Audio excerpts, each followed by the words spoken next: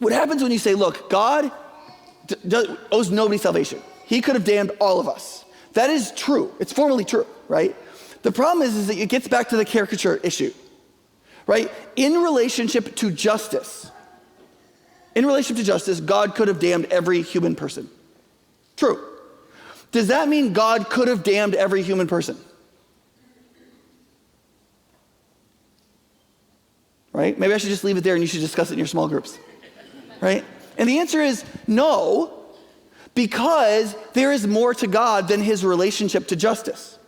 God is good in more ways than that he is just.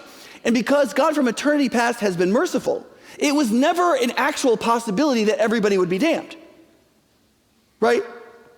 In relationship to justice, God could pass over all people. He has no obligation to save us. None. And so nobody can attack God as being unjust. But when a non-believer says, yeah, but if God sends everybody to hell, isn't he a jerk? Now, on one level, that's a bad argument because it's imprecise. Right? But listen, if God did send everybody to hell, would he be a jerk? And the answer is, it seems like God thinks so. Because he didn't. Right? There are some things that you would do mercifully for like your own kid that they do not deserve, but you couldn't do otherwise because of the person that you are. God has been good and merciful from eternity past. There was never really a moment where everyone was going to be damned. Ever since the fall, there has been at every moment a situation where justly everyone could have been damned.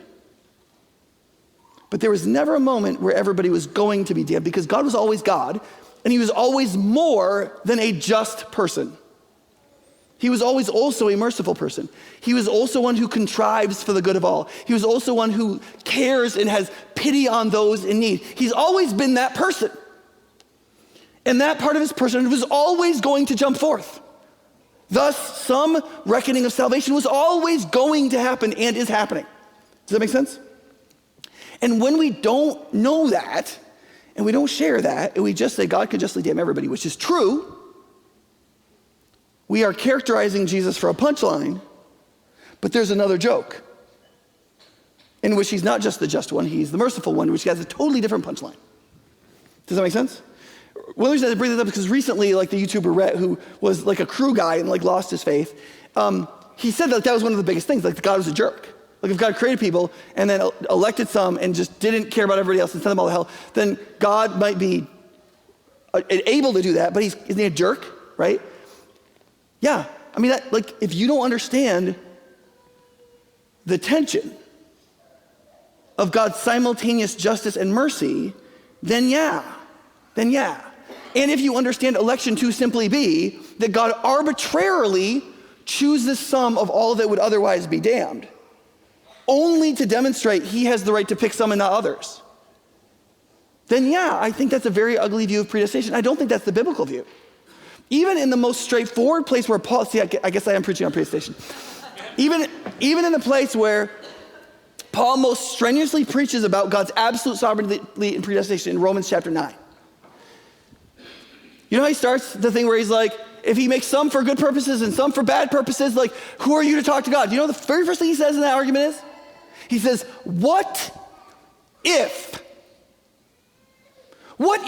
God, being the sovereign one, did make some to go to heaven and some to hell? Would you be able to say, why did you make me like this? He's like, I don't think that's going to work. The point is Paul is making the worst possible argument. If you understand it conditionally, which it is conditional. It's the worst possible argument. What if it's this bad? What if it really is arbitrary? What if God really does make some for hell and some for heaven? And that's all there is to it. And he just predestines it, and that's all there is. And there's no real responsibility. That's just all fake, right? Could you talk back to God? The answer is no, not really. Not really. So you need to start with the recognition that God is sovereign, right? But notice he doesn't literally say, this is how it is. Because if in the thought experiment, as bad as it could possibly be, it's still on God's side and not yours, then you could trust God. And then find out later whatever it actually is. Right? Okay, so that's your sermon on predestination. Okay,